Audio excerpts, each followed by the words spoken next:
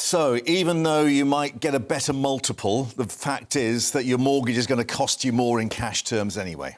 That's right. A lot of numbers here flying around from Halifax, our biggest mortgage lender, of course. Let's have a look at some of them, and I'll explain them as we go. So the average UK home, according to the Halifax, is now 6.7 times average annual earnings. And that's down from 7.3 times last year. And the reason for that is, of course, because house prices have been falling, but earnings have also been going up. Earnings went up about 7.8% on the latest ONS data. But of course, as you say, Mark, we've had 14 interest rate rises since December 2021. So even if house prices are down a little bit, your mortgage payment that you'd need to stump up every month to buy that kind of house would maybe higher because the cost of the interest is higher.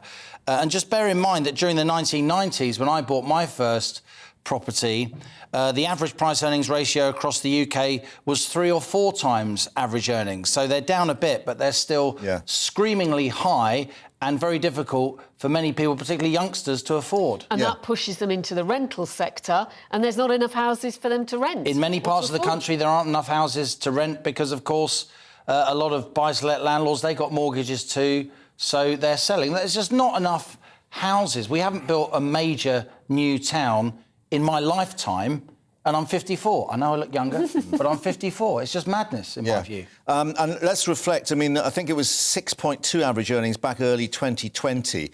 It does indicate, perhaps, that things are starting to slow down, and that will help, perhaps, first-time buyers get on the market, even though the mortgage rates are high. But the flip side of that is that the economy slowing has really rung alarm bells in terms of what we call the PMI. Now, this is an indicator on what the economy is doing in terms of growth. So these are numbers that you and I follow closely, don't we, Mark? Perhaps because, joking aside, we've been in this business a long time, watching the economy closely, and the PMI numbers, it stands for Purchasing Managers Index. These are surveys of business leaders, small businesses, big businesses. What's happening at the coalface. What they actually think is happening and what's impacting their investment decisions, their employment decisions. And these PMI numbers, there seem to be a very good kind of anticipation of where the GDP numbers will be when they finally come out a few months later. And if we look at these PMI numbers, we can see that manufacturing, across the manufacturing sector, it's still getting on for 20% of the British economy. In July, that number was 45.3, and in August, it slumped to 42.5. If these numbers are less than 50, that indicates that the sector is contracting. OK, but then we've got our massive services sector, which is 4/5 of the economy. It's what we do in Britain.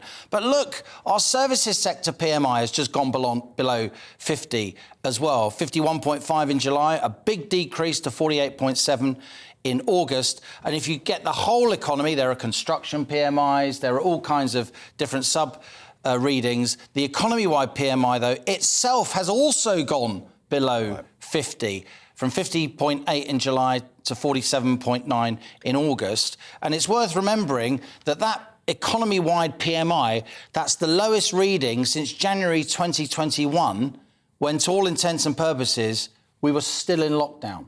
And my concern, and we've talked about this a lot, 14 interest rate rises in a row, you're going to drive the economy into recession. And this is what I now think is happening.